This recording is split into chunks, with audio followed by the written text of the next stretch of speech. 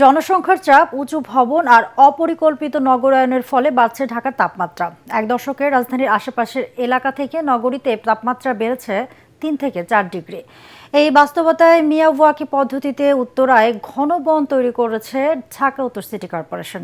কর্তৃপক্ষের দাবি, কৃত্রিম বনের মাধ্যমে জীববৈচিত্র্যের ইতিবাচক পরিবর্তন আসবে। প্রকল্পের বৈজ্ঞানিক মূল্যায়নের পরামর্শ পরিবেশবিদদের। দেখুন তৌহিদুর রহমান তুফির 2 পর্বের প্রতিবেদনের প্রথম পর্ব। একদিকে কনক্রিটের বিস্তার, অন্যদিকে সবুজের অভাব। দিন দিন আরও উত্তপ্ত হচ্ছে রাজধানী ঢাকা। গরম কমাতে নগরীতে সবুজায়নের উদ্যোগ নেওয়া হয়েছে অনেক, তবে নিয়ন্ত্রণে রাখা যায়নি তাপের পারদ।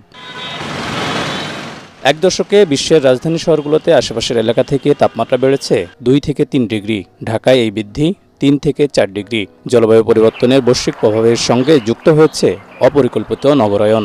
জলাভূমি ভরাট, গাছপালা কমে যাওয়ায় শহর জুড়ে তৈরি হয়েছে আরবান হিট আইল্যান্ড। ঢাকার বায়ু, মাটি ও পানি দূষণ কমিয়ে পরিবেশগত ভারসাম্য রক্ষায় প্রায় 55 কাঠা জায়গায় জাপানি মিয়াওয়াকি পদ্ধতিতে বনায়ন করেছে ঢাকা উত্তর সিটি কর্পোরেশন।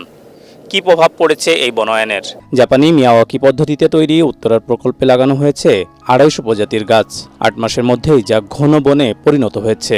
তবে গাছ লাগিয়েই থেমে না থেকে এর বৈজ্ঞানিক মূল্যায়নের পরামর্শ পরিবেশবিদদের। একটি নতুন পদক্ষেপ হলো মিয়াওয়াকি ফরেস্ট।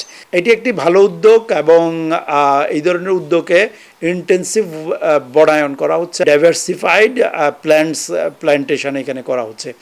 এই কারণে এখানে বিভিন্ন ধরনের প্রাণীর যে বৈচিত্র্যতা, পাখালির যে বৈচিত্র্যতা ইতিমধ্যে সেটিও দেখা যাচ্ছে। এইটিকে আন্তর্জাতিকভাবে যদি আমরা স্বীকৃতি আদায় করতে চাই, আমরা যদি গ্লোবাল কার্বন ট্রেডিংয়ের কথা চিন্তা করি, তাহলে আগে বেসলাইনটা আমাদেরকে অ্যাপ্রুভাল নিতে হবে, বেসলাইনটাকে আমাদেরকে জানতে হবে।